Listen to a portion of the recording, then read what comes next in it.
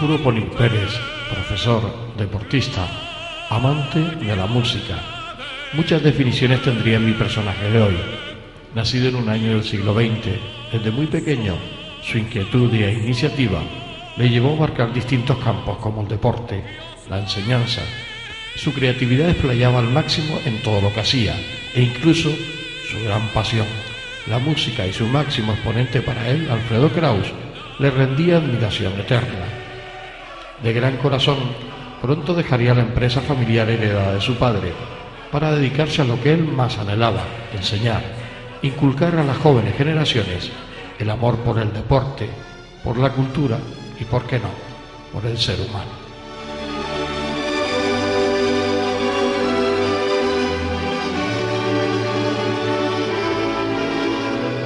Arturo, ¿cómo es tu infancia de pequeño? Bueno, fue una infancia bastante feliz, a pesar de que era un momento clave en la política española, ¿no? Pero fue muy feliz. Tú eres un hijo de la Guerra Civil, ¿no? Un hijo de la Guerra Civil. Porque sí. naces en el año de que empieza la Guerra Civil. En el año 36.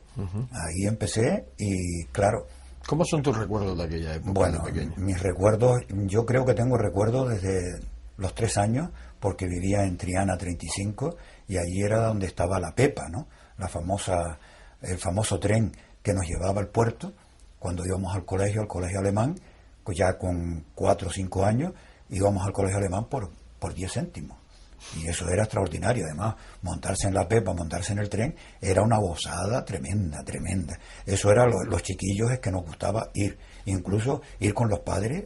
Y mi padre, me acuerdo que me llevaba al estadio Pepe Goncalves, en el puerto de la Luz, y a ver los Marinos Victoria, y teníamos que ir hasta el Parque Santa Catalina. Allí se cogía una falúa y nos llevaba hasta el estadio Pepe Goncalves. Y allí vimos muchas, pero eso son anécdotas extraordinarias. Eso de terminar el trayecto de un tren y montarse en un barquito. Y claro, ahí moviéndose, todo lleno por completo, como un cayuco hoy en día. Así íbamos todos al estadio, ¿no? Pero son épocas extraordinarias. Épocas que yo creo que en nuestra infancia de hoy, los infantes de hoy, no pueden tenerla tan bonita como la que tuve yo, por ejemplo. Tus juegos eran en una zona de Las Palmas, en la zona Triana, el Parque San Telmo. Eso es. Porque tú después te mudas a 1 de Mayo. Me mudo a 1 de Mayo, pero primero viví bastante tiempo en Triana, y entonces, claro, el Parque San Telmo, nos poníamos, me acuerdo, en las cloacas, uno enfrente de otro, los amigos, y nos eliminábamos. El que metía la chapa por la cloaca, ese perdía, era un gol, y había que ponerse otro para parar o no parar, y así jugábamos. Y llevaba un buen surtido de chapas. Un buen surtido de chapas, las chapas que también jugábamos al fútbol con las chapas, con unos boliches, y jugábamos, teníamos nuestros equipos, y después en el Parque San Telmo también jugábamos al fútbol, pero ya con las chapas del betún. Las tallábamos un poquito y de entonces jugábamos donde estaba la arena del Parque San Telmo. Que ya no existe. Que ya no existe, era detrás de la iglesia mismo, ya no existe eso, ¿no? El Parque San Telmo era con picón. Claro. Y ahí no había el guardián, me acuerdo que se llamaba Rafael, un gran hombre, pero siempre detrás de nosotros, porque jugábamos a la pelota, porque jugábamos... Yo recuerdo a ese guardián porque estuvo hasta bueno... Yo creo que se jubiló allí. Sí, se jubiló allí. Rafael, gran persona, y después también... Y nosotros también lo teníamos, yo recuerdo de pequeño también, de tenerlo amargado. Porque lo teníamos amargado. Ahora, sin embargo, era amigo de los niños, que eso era muy importante. Él quería que no estropeásemos el parque, pero de todas formas a veces se hacía loco y nos dejaba jugar bastante. Él lo que no quería que se metiesen en los parterres. Eso es lo que no quería. El parterre ni hablar. Ahí no se metan. Y también me acuerdo del famoso guardia alto Juan Pintona, que cuando jugábamos al fútbol ya estaba el guardia también. Cuando no estaba Rafael estaba el guardia, ¿no? Y claro, eran tiempos extraordinarios, ¿no? Ni multas ni nada, sino solamente era por quitarnos la pelota y después no la devolvía. A la hora, tomen la pelota, mis niños, tomen la pelota. Y nada, ni denuncias ni nada. Era una época extraordinaria. Las Palmas era una ciudad encantadora para vivir. Encantadora. Los coches por la calle Triana, el paseo de Triana, aquello era mirar a las chiquillas, eso era una maravilla, eso es una maravilla.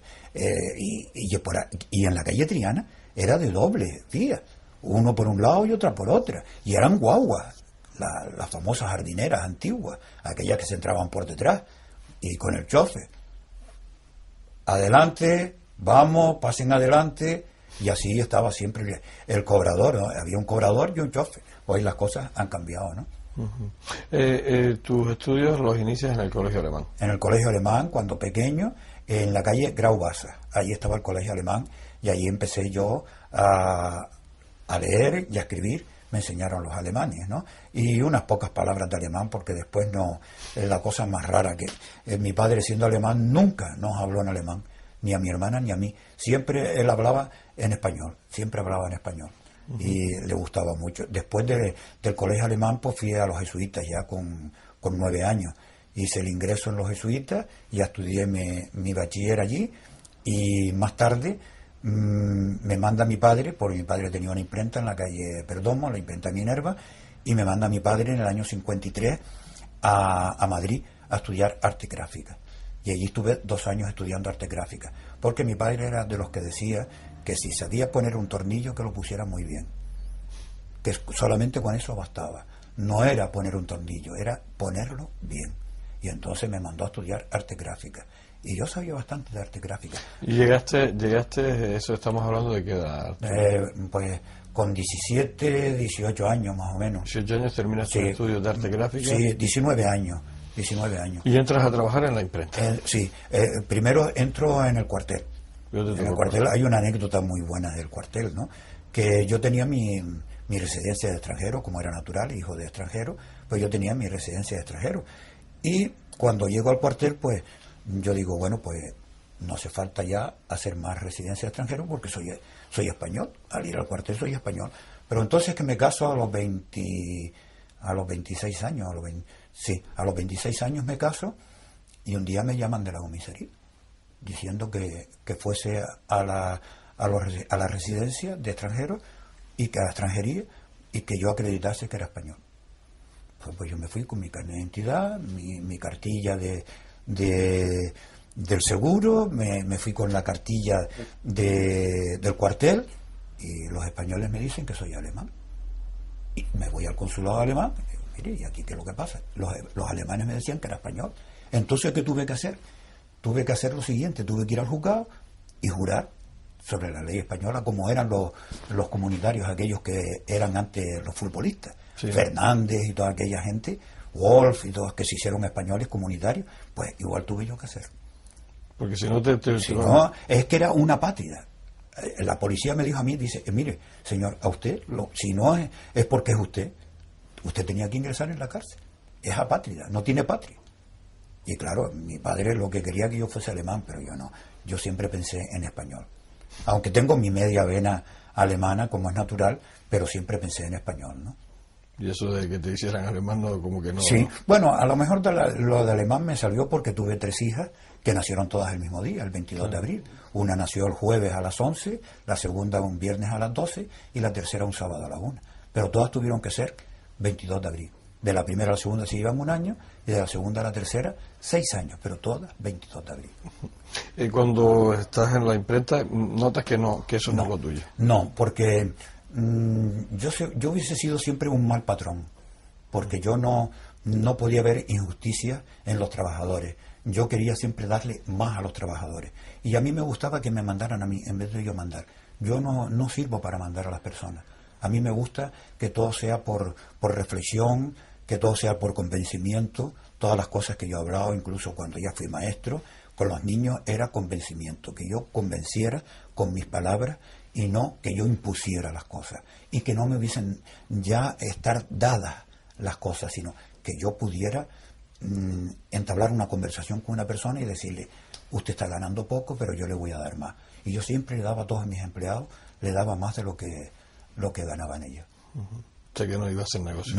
No podía hacer negocio, entonces vi que no podía hacerlo. Porque tú llegas en un determinado momento cuando tu padre desaparece de llevarle el control de eso es, de llevar el control, y entonces ya, como era con mi hermana también, mi hermana vive en Venezuela, entonces le dije, mira, yo voy a dejar la imprenta, yo tengo un buen empleo con el Corazón de María, el Claret, y yo me voy a dar clase de educación física, y mira, lo dejo, y así fue. Porque tú antes de cuando empezabas en la imprenta, te casas y decides seguir estudiando. Decido seguir estudiando ya con 30 y poco, 33, 34, 35 años. Ya quiero ser profesor de educación física, ya quiero ser monitor nacional polideportivo, me voy a cursos a Madrid incluso, al INEF, y ya también digo, bueno, pues si hago esto, lo mejor es hacer magisterio, y hice magisterio ya de mayor. Y lo pasé muy bien porque creo que tengo la satisfacción de que di mis experiencias y mis vivencias a todos los alumnos jóvenes que siempre me iban a pedir a mí, como mayor, que era de ellos, me iban a pedir a mí consejos siempre. Uh-huh. Tu relación con el deporte se inicia desde muy temprano, ¿no? Sí, desde muy temprano, desde pequeño, como te dije antes, empecé jugando al fútbol y después ya comencé a hacer baloncesto. Y entonces hay una anécdota muy buena, que entrenando al preparador físico del equipo baloncesto El Rayo era don Jesús Telo Núñez, que era capitán en aquel tiempo. Y entonces en uno de los test que me estaba haciendo de preparación física me dice: tú estás equivocado, tú no puedes jugar baloncesto, tú eres atleta, tú eres velocista, yo quiero empezarte a entrenar. Y él fue el que me empezó a entrenar atletismo, y en atletismo llegué a tener mis buenas marcas, como un 18 en 100 metros, un 22-9 en 200 metros, un 50. ¿Llegaste a ir a los campeonatos de Llegué a muchos campeonatos, sí. A Madrid, a San Sebastián, a La Coruña, Santander, Valencia. Me recorrí media España, sí. Me recorrí media España. ¿Y cómo era el deporte de aquella época? Era otra historia. Bueno, pagábamos por hacer un deporte, no como ahora. Yo ayer estoy recordando, ayer estuve en un centro comercial y vi a un padre con un niño, y las botas del niño, por lo que veo jugar al fútbol, las botas del niño eran algo extraordinario, que yo decía, este niño le quito ya las botas y juega descalzo, porque primero se jugaba descalzo y era el toque de balón. Claro, le ponen unas botas a ese niño dentro de unos años ese pie se tiene que estar mal porque está pisando mal y todavía no está hecho el niño. Así que lo mejor es que ese niño no juegue al fútbol con zapatos de fútbol, que juegue descalzo, que juegue con playera, que juegue con un material adecuado, ¿no? Claro que es importante, ¿no? Hombre, y tanto. Yo me acuerdo de las primeras zapatillas. Bueno, primero corríamos con playera y después las zapatillas eran aquellas de tacos largos, de lado, que eran como si fuesen futbolistas, y esos eran las primeras zapatillas que hubieron aquí en Las Palmas. Matoso, creo que se llamaba, de la casa Matoso. Era en pista de ceniza. Bueno, la pista Martín Freire de ceniza nada. Eso cogieron a un barco, le cogieron todo el hollín que tenía el barco y lo metieron en la pista de atletismo, que tenía sus socavones, no eran baches sino socavones. Y claro, los que corríamos sabíamos por dónde teníamos que correr. Por el lado donde no hubiese, para no meterle el pie. Y las lesiones eran fáciles de coger, ¿no? Pero era otra cosa el deporte, era amar el deporte. Hoy se ama porque hay dinero, y con vista a ganar un día el dinero. Que el niño no piense que tiene que ganar dinero. El niño ganará dinero si vale, si no vale, pues no. Hay que saber hasta dónde puede llegar la persona, pero en todos sus aspectos, desde los estudios, el padre tiene que saber el límite de ese niño, y nunca decir, mi hijo es muy inteligente, porque de repente no lo es. Vamos a ver hasta dónde llega. Mi niño no sirve para estudiar. Hay niños que no sirven a estudiar de pequeños y cuando son mayores son lumbreras. Así que hay que saber los límites de las personas y cuándo también desarrollan su inteligencia. Y en el deporte es inteligencia, cerebro. No es decirle, le doy una pelota y ya está. No, es cerebro. Y hay que estar psicológicamente muy bien preparado. Eso creo yo que era... lo de antes es que no había concentración ni nada, pero nos concentrábamos nosotros mismos y sabíamos a lo que íbamos. A jugar a baloncesto, a jugar al fútbol, a ser atleta, a todo. El ser atleta, además, sobre todo un deporte duro como el atletismo. Muy duro. ¿Eso fue lo que te movió después a seguir estudiando? Eso es, sí. Eso, el atletismo yo le debo mucho porque fue parte de mi vida. Le di mucho al atletismo canario y recibí mucho del atletismo canario. Eso fue una etapa de mi vida extraordinaria y a partir de ahí yo quise enseñar a las demás personas.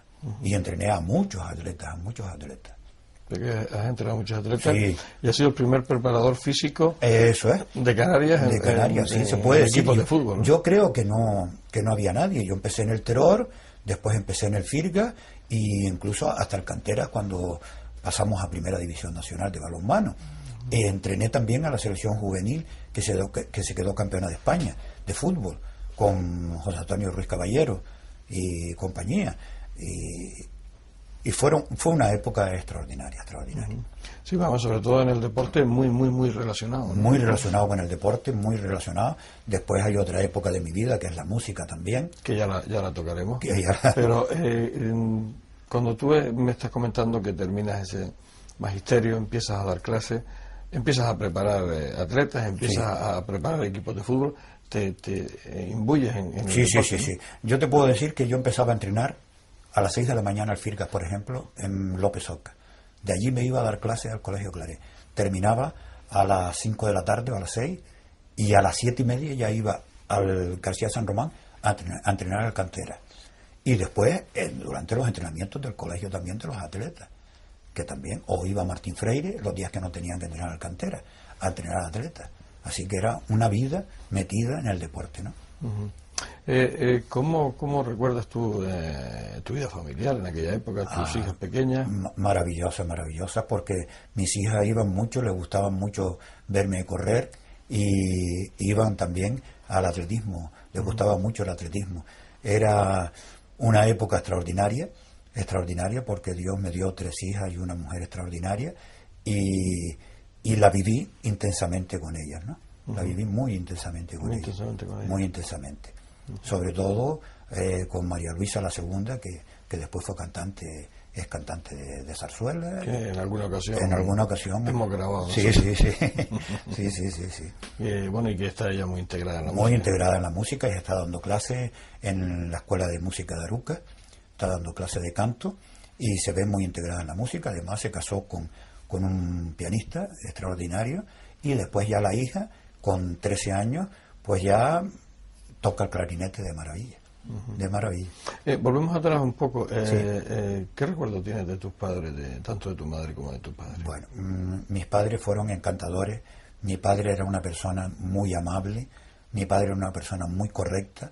Mi padre me imprimió a mí el ser constante, el decir tengo que estar a una hora y estoy a una hora, la disciplina, no porque fuese alemán a lo mejor, pero también por eso, ¿no? Pero la disciplina me la inculcó, pero de buena manera. Él decía que no había que imponer las cosas, sino que uno se diera cuenta de lo que hacía falta.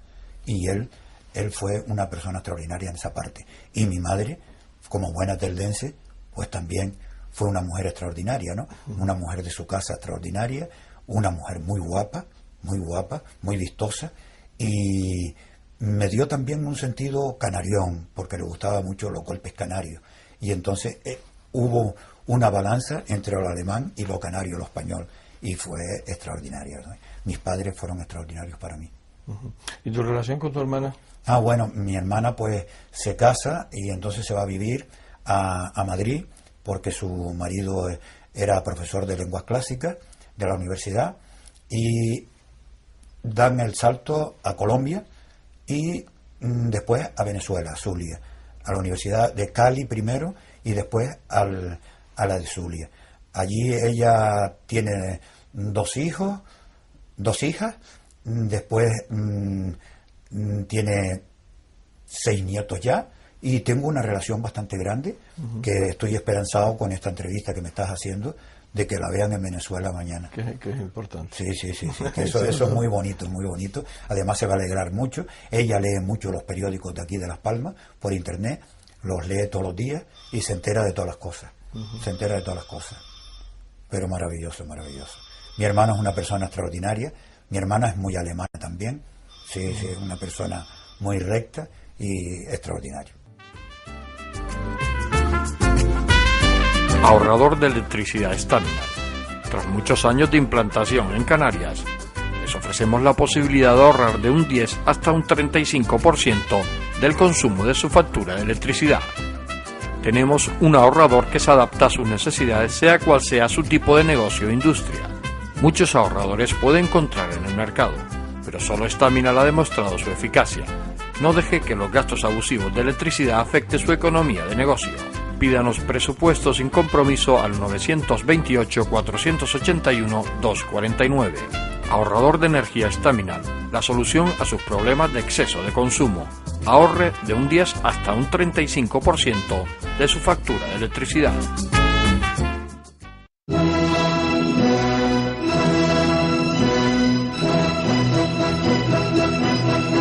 Una nueva edición del Festival de Zarzuela de Canarias presentan los amigos canarios de la zarzuela. El Teatro Cuyás será el escenario de estas magnas obras, un magnífico elenco de cantantes que estarán acompañados por la Orquesta Filarmónica de Gran Canaria, la Orquesta Sinfónica de Las Palmas y el coro del Festival de Zarzuela de Las Palmas de Gran Canaria. Completan un programa musical a la altura que este festival se merece. Tienen una cita inexcusable con el Festival de Zarzuela de Canarias, venta anticipada en entradas.com o en las propias taquillas del Teatro Cuyás. Más información en Los Amigos Canarios de la Zarzuela.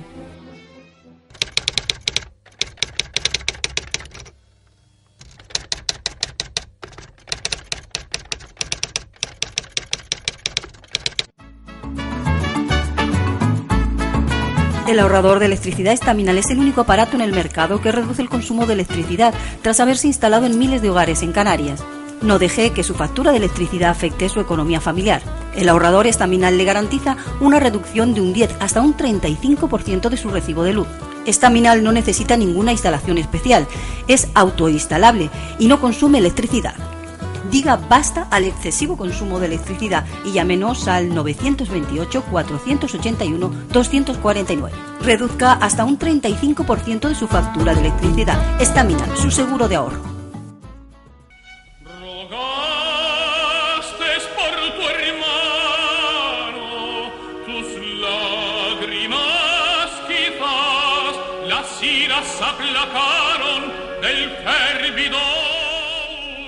Poco a poco va transcurriendo la entrevista con Arturo. Sus ojos se iluminan al ir desgranando sus vivencias y yo mismo empiezo a emocionarme por esa manera de transmitir, de transportarme con inmensa facilidad a cada minuto de su vida. En su relato no hay rencor, ni siquiera decepción. Todo es ilusionante, a pesar de los malos tragos que le ha hecho pasar la vida últimamente.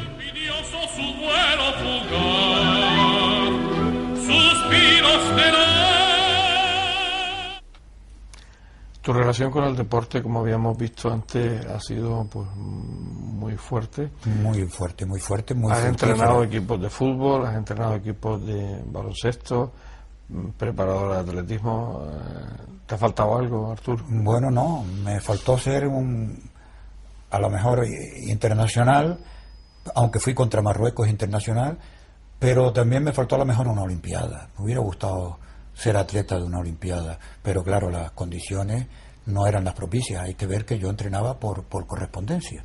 A mí me entrenaba Campra por correspondencia, y entonces me mandaba todos los meses lo que tenía que hacer en el mes, y después yo le decía qué marcas había conseguido, cómo estaba entrenando, y él me mandaba después el sistema de entrenamiento que tenía que hacer. Porque no había entrenadores. No había entrenadores, porque los dos primeros entrenadores que hubo en Las Palmas fue Juan Jiménez Martín y yo. Fuimos los primeros entrenadores nacionales que tuvo el atletismo canario. Sí. Y durante mucho tiempo los dos, ¿no? Mucho tiempo. Éramos sesión continua en Martín Freire. A lo mejor entrábamos a las 4 de la tarde, a las 5 de la tarde y salíamos a las 9 de la noche.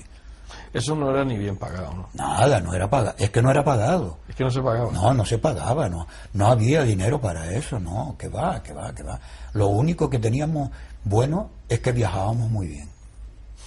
Porque por lo menos nos llevaban una semana antes, no como ahora que salen el día anterior, corren y al día siguiente se vienen para Las Palmas. No. Nosotros íbamos a la península una semana antes, entrenábamos allí y volvíamos después pero sin prisa. Y encima veníamos con dinero, porque encima nos pagaban una dieta y veníamos con dinero. Veníamos ir a un campeonato nacional era una gozada, porque venías con dinero en aquella época, claro. Que aunque pueda parecer lo contrario, claro, se viajaba mejor antes que ahora. Hombre, y tanto. Hombre, que el avión tardaba 6 horas ir a Madrid, conforme. Pero bueno, 6 horas, pero después tenía la compensación, ¿no? O sea, te daba tiempo a recuperarte. Hombre, y tanto, y tanto. Y teníamos tiempo de, por ejemplo, cuando íbamos en invierno, pues el frío lo notábamos los canarios y nos aclimatábamos bien. Eso era extraordinario, extraordinario. Los viajes de antiguamente, mejores que los de ahora. Yo a veces veo y me dicen, no, porque fuimos en el avión el sábado a las 5 de la tarde, llegamos a las 9 de la noche, tuvimos que coger un coche, nos plantamos en Murcia, jugamos, vinimos para Madrid y otra vez para Las Palmas. Eso no puede hacerlo un deportista. Un deportista tiene que tener su paz, su tranquilidad y su recuperación. Y esos señores no podían, los equipos de balonmano sobre todo, yo me acuerdo del Cantera, que vivía en esa forma, tenían los viajes, que va, eso es imposible, eso es imposible. Como el jugador no recupera. No, que va, eso no se puede recuperar, primero por la cosa psicológica, primero por la ambientación que tiene que tener al clima, las comidas, el agua, todo eso influye mucho. Tu vida va transcurriendo entre el deporte y tu trabajo de enseñanza, ¿no? Eso es, sí, ya después ya me dediqué a la enseñanza en el Colegio Claret y allí estuve pues 35 años dando clases en el Colegio Claret, el cual estoy muy agradecido porque... ¿No te dio nunca por moverte a ese colegio? Nunca. Yo me encontré muy bien, como en mi casa, me trataron muy bien. Yo le di al Claret todo lo que pude, eso sí, mi vena alemana sale a relucir otra vez, le di todo lo que yo podía darle, le daba al Colegio Claret. No tenía tampoco, no es como hoy los maestros, que hoy miran las horas, nosotros no teníamos horas para salir. Si había que salir a las 9 de la noche, se salía a las 9 de la noche. Y si había que ir un domingo, había que ir un domingo. Si había una competición, y a veces la inventábamos nosotros mismos, la competición, y íbamos allí, ¿no? Íbamos allí, extraordinario, ¿no? ¿Siempre tus clases fueron enseñanza de educación física o estuviste en otro? Después estuve dando clases de música bastante tiempo, clases de religión, ya ser maestro pues ya podía dar clases de todo, ¿no? E incluso de geografía, y muy bien, ya te digo. Fue variado la Sí, variado, pero sobre todo con la educación física y la música. Eres tus dos grandes. Mis grandes anhelos, porque yo fui un músico y un cantante frustrado. Yo podía haber sido cantante, lo que pasa que en aquella época mis padres decían que ser un cantante, y nunca me educaron la voz. Después sí, de mayor, en el año 78, ingresé en el coro de la ópera de Las Palmas, y ahí canté unas cuantas óperas, 3 años estuve en el coro, y en la zarzuela también, y fue una época también gloriosa, ¿no? Gloriosa, una época maravillosa.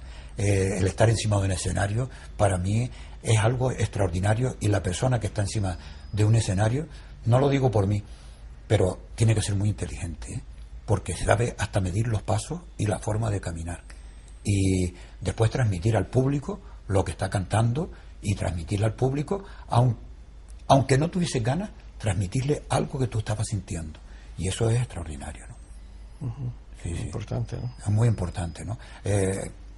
¿Y por qué cuando tú querías ser músico, bueno, tu padre no te dejaba? Bueno, no me dejaban. Por aquella época. A mí me hubiera gustado ser un violonchelista, pero estuviste dando clases. No, nunca, ni siquiera eso. Ni siquiera eso. Conocía las notas musicales, los valores y tal, pero no. Cuando vine a estudiar fue en magisterio, más en serio, ¿no? La música. O sea, que tu relación con la música era de espectador. De espectador, sí. Ya a los 4 años me llevaron a la ópera Tosca, me acuerdo, con Mario Filipecci, y aquí en el Teatro Pérez Galdós, y no me quedé dormido. Vi toda la ópera entera con 4 años y no me quedé dormido. Eso es muy significativo. ¿Seguiste yendo después? Sí, ya después seguí yendo, fui de los primeros socios de los Amigos Canarios de la Ópera. Después, ya cuando se fundó la zarzuela en el año 92, pues también, a pesar de que yo iba a la zarzuela del año 40 y tantos, con Marco Redondo, que lo vi 2 veces, y cada vez que aprovechaba para ir a la península, aprovechaba siempre para ir a un teatro. Eso sí, a mí el teatro es que me encanta. Y ahora, por ejemplo, el Teatro Cuyá pues nos está dando bastantes cosas, ¿no? Esperamos que el Teatro Pérez Galdós también nos dé muchas satisfacciones. Tu entrada con la música, tu entrada como...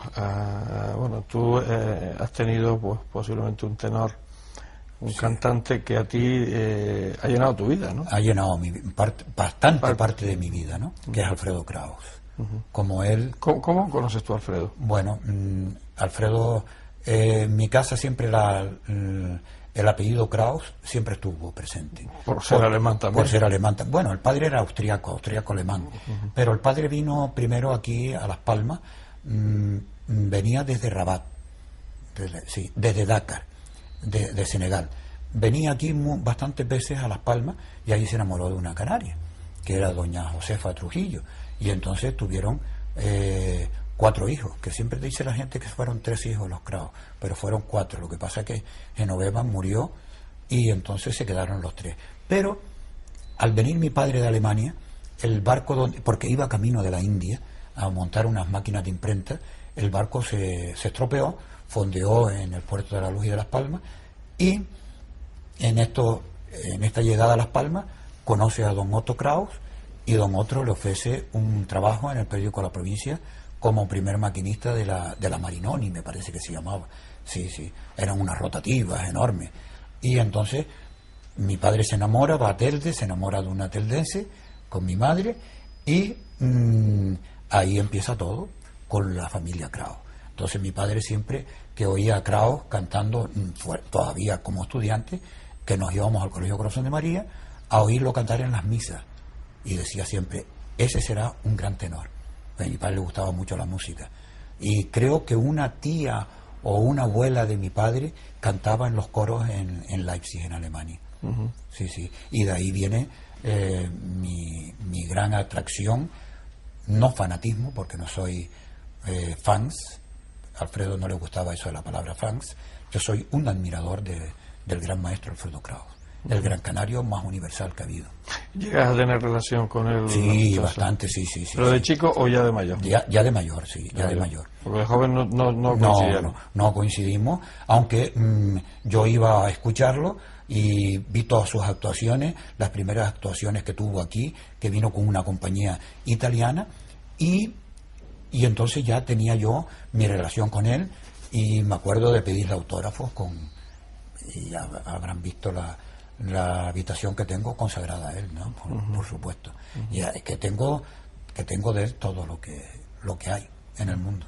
¿Y creas la asociación Amigos Alfredo Kraus? Sí. ¿En qué año? Creamos esta asociación en el año 2004, sí, hace unos 3 años que fundamos esta asociación, viendo la necesidad de que el pueblo canario tenía que conocer, sobre todo la juventud, los niños. Para eso damos las charlas en los colegios, la asociación, y damos charlas en los colegios para que el niño nunca olvide que hubo un gran canario universal, que fue el mejor tenor del mundo del siglo XX, y que ese fue Alfredo Kraus. En España se le reconoció tanto, porque yo siempre vi un poco manejado, sobre todo a niveles mediáticos, a niveles de medios, otros tenores, sí. Y a lo mejor a Alfredo no se le reconoció en España, por lo menos a nivel popular, a nivel de televisiones, tal, sí. la grandeza de este tenor. No se le reconoció del todo, aunque tenía donde él cantaba, siempre tenía sus personas que iban detrás de él. Muchos canarios incluso fueron a Nueva York a oírle cantar, y en la península yo fui, por ejemplo, a Barcelona a oírle una Lucrecia Borgia, en Madrid también, y muchos canarios iban a la península, y además gustaba el público en Madrid, que el público de Madrid no paraba de aplaudir. Igualmente en Barcelona, en Bilbao, donde él cantaba, arrasaba con todos los públicos, ¿no? Ahora, que después los medios no fueron con él como tenían que haber sido. Tampoco él era una persona que le gustaba el darse, ¿no? Sino él decía que todo había que conseguirlo en el escenario. Aunque él era una persona, ahí dice, era inaccesible. Mentira. Alfredo era una persona muy accesible. Se le iba y hablando. Ahora, lo que pasa es que no le gustaba ir por la calle diciendo adiós a todo el mundo. Dice, yo digo adiós al que me conoce. Al que no me conoce, no le digo adiós. Eso era lo que pasaba con Alfredo. Y entonces la gente se quedaba así un poco, porque estaban acostumbrados a otros tenores muy famosos, a que iban por la calle diciendo adiós sin que nadie le dijera nada. Esa afición tuya por la música, esa afición tuya por la ópera, por la zarzuela, ha llenado la última parte de tu vida, ¿no? Sí. Esa la ha llenado bastante, ¿no? Bastante, porque ha sido parte de mi vida, ¿no? Y actualmente yo soy vicepresidente segundo de los Amigos Canarios de la Zarzuela también. Ahí colaboro bastante y creo que es una asociación muy buena, los Amigos Canarios de la Zarzuela, ¿no? Además, con buena actividad. Con ¿no? buena actividad, con mucho sacrificio y con mucho trabajo, pero sacamos las temporadas lo más decoroso que se puede hacer, ¿no? Sobre todo no tiene nada que envidiar a ninguna. No. Yo he visto zarzuelas en la península que las ponemos aquí y el público nos mata. Bueno, nos tiran al mar. Si hace falta nos tiran al mar. Yo he visto en Madrid, además en teatros buenos, que las producciones que nosotros ponemos aquí, le dan 100 vueltas en Madrid a cualquiera. Y en Barcelona igual. Prueba de ello que todos los cantantes de zarzuela quieren venir a Las Palmas a cantar. Claro, aquí se encuentra con un teatro en condiciones, se encuentran con unos decorados muy buenos, se encuentra con unos trajes muy buenos y nada más. Y yo creo que es lo principal de un cantante. ¿Que pueden venir mejores figuras? Pues entonces puede ser que sí, pero es lo que tenemos. Haciendo un balance de tu vida deportiva, de tu vida musical, de tu vida laboral, ¿con qué te quedas? ¿Qué es lo que más te ha llenado? Bueno, yo me quedo con... ¿O te llena todo? Me llena todo. Todo lo que hago en la vida me llena. Para mí todo el día a día es un llenar el corazón de las cosas que hago.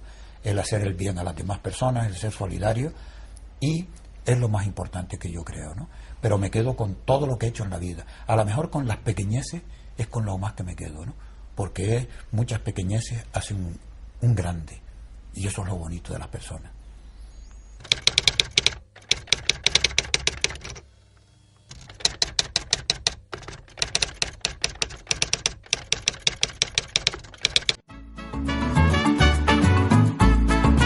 El ahorrador de electricidad Estaminal es el único aparato en el mercado que reduce el consumo de electricidad tras haberse instalado en miles de hogares en Canarias. No deje que su factura de electricidad afecte su economía familiar. El ahorrador Estaminal le garantiza una reducción de un 10 hasta un 35% de su recibo de luz. Estaminal no necesita ninguna instalación especial, es autoinstalable y no consume electricidad. Diga basta al excesivo consumo de electricidad y llámenos al 928-481-249. Reduzca hasta un 35% de su factura de electricidad. Estaminal, su seguro de ahorro.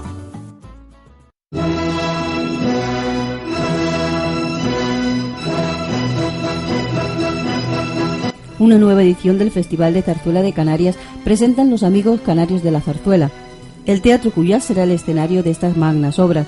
Un magnífico elenco de cantantes que estarán acompañados por la Orquesta Filarmónica de Gran Canaria, la Orquesta Sinfónica de Las Palmas y el coro del Festival de Zarzuela de Las Palmas de Gran Canaria. Completan un programa musical a la altura que este festival se merece.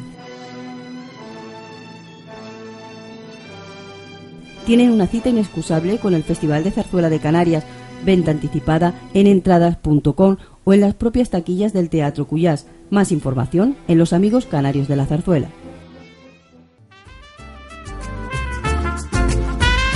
Ahorrador de electricidad Estaminal. Tras muchos años de implantación en Canarias, les ofrecemos la posibilidad de ahorrar de un 10 hasta un 35% del consumo de su factura de electricidad. Tenemos un ahorrador que se adapta a sus necesidades, sea cual sea su tipo de negocio o industria. Muchos ahorradores puede encontrar en el mercado, pero solo Estaminal ha demostrado su eficacia. No deje que los gastos abusivos de electricidad afecten su economía de negocio.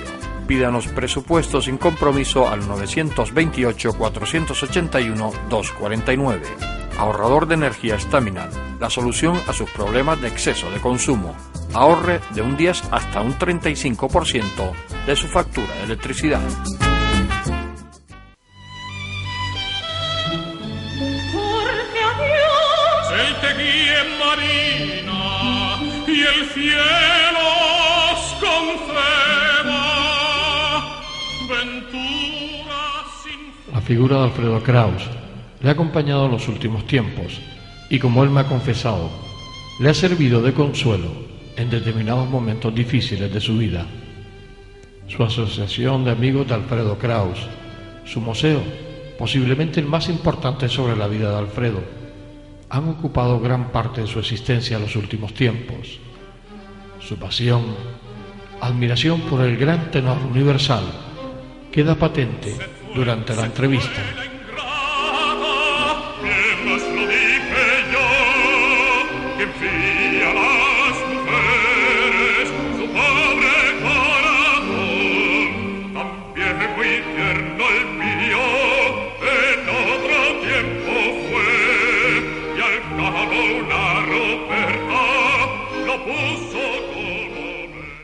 Estuvo 20 y tantos años estudiando canto para poder debutar, y hoy en día te cogen a un niño de esto y te lo ponen delante, bueno, te lo ponen encima delante de un micro, que cante sin micro, y entonces se sabe quién es cantante y quién no es cantante, porque el cantante no es con un micro, entonces le dices cantador.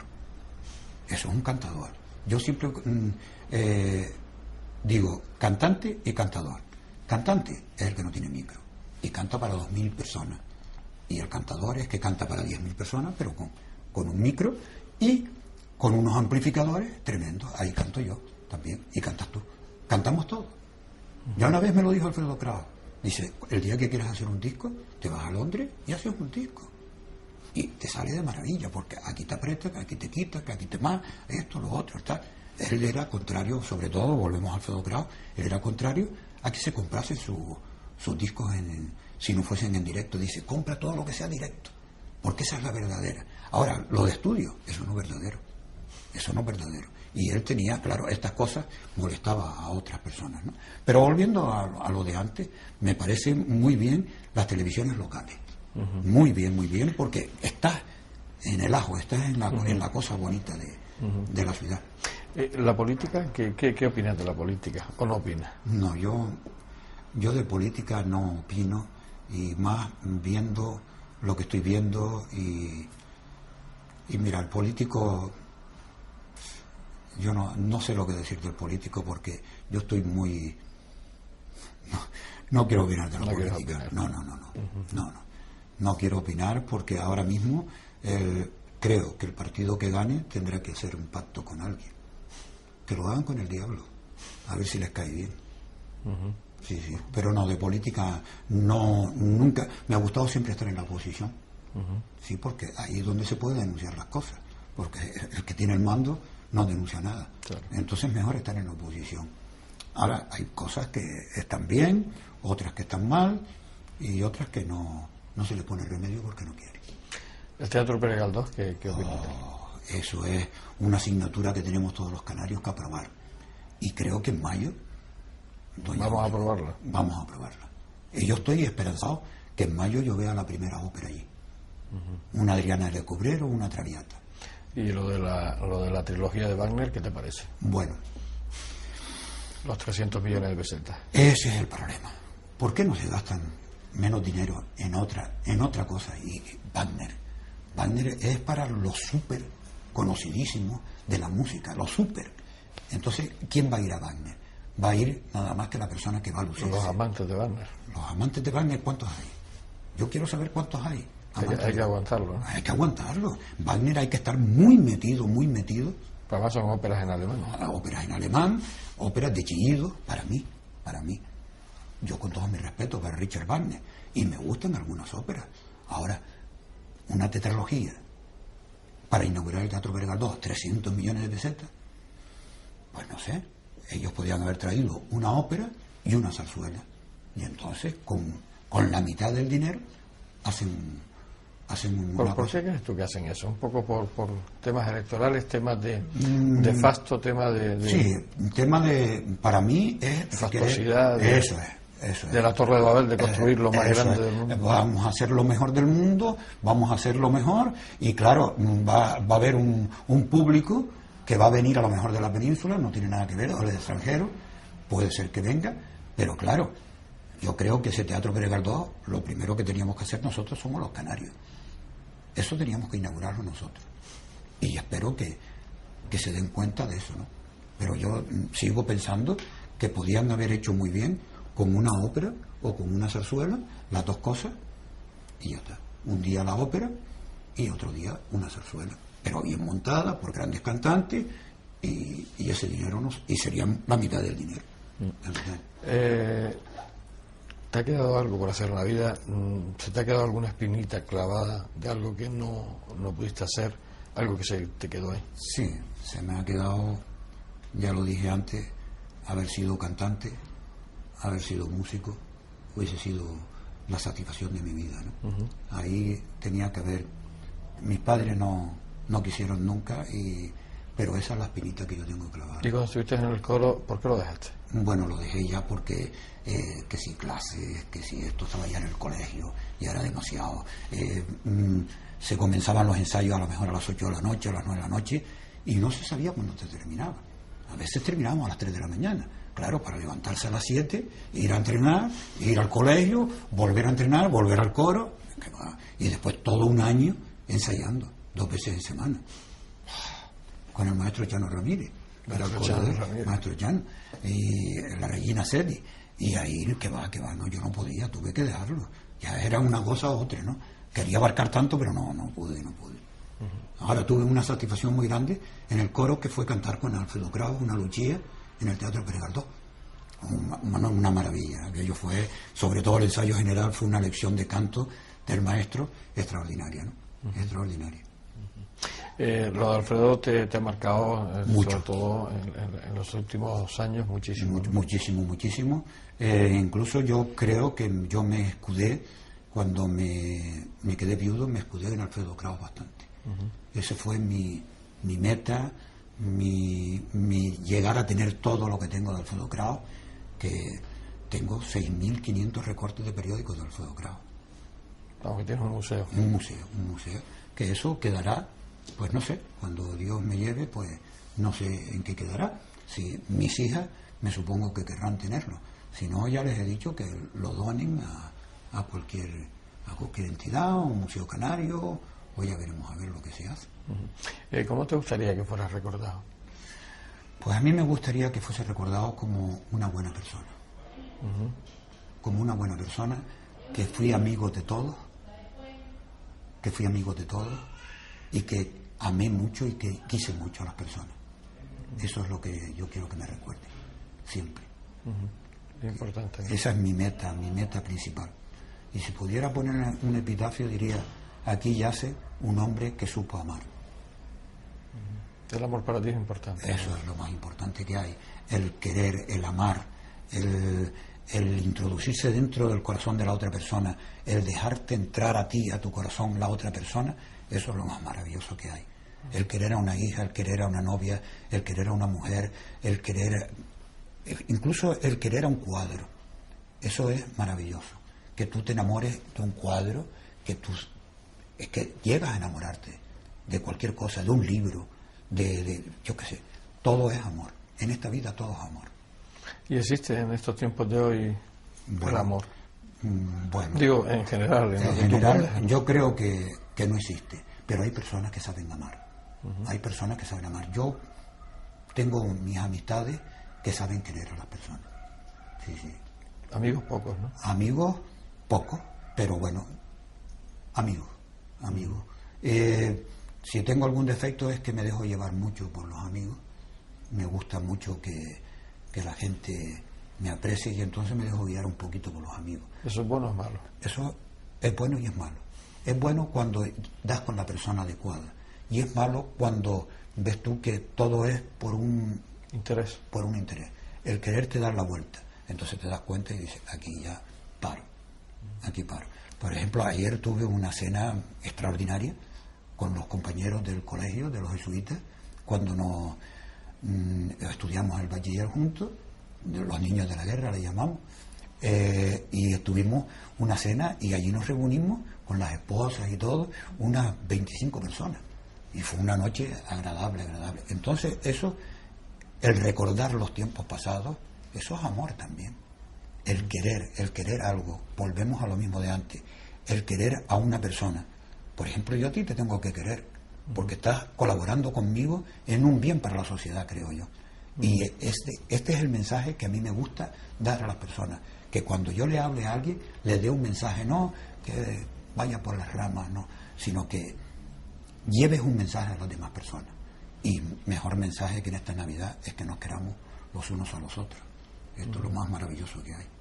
¿Has borrado muchos de la lista de amigos, de tu nómina de amigos? ¿Has tenido que borrar mucho a través de tu vida? No. ¿Te ha llevado alguna decepción de ellos? Bueno, sí, alguna, sí, como es natural. Se tiene que llevar uno alguna decepción porque siempre hay cosas buenas y hay cosas malas, ¿no? Pero bueno, si piensas en positivo, todo está bien. De repente, a los que he borrado, de repente, si a lo mejor pudiera hablar con ellos y decir qué pasó, de repente no los hubiese borrado. Pero como se han distanciado, entonces ya es señal de que yo no caigo bien. Y no hay que forzar las cosas, ¿no? ¿Tienes muchos enemigos o más amigos que enemigos? No, tengo muchos más amigos que enemigos. Enemigos no tengo a nadie. No hay ningún enemigo en este mundo. Eso es importante, ¿no? Eso es muy importante. Por lo menos poderlo decir, ¿no? Sí. Sobre todo en estos tiempos. Yo no tengo enemigos ninguno. Eso lo tengo claro. No. Y yo no soy enemigo de nadie. Tampoco. Que os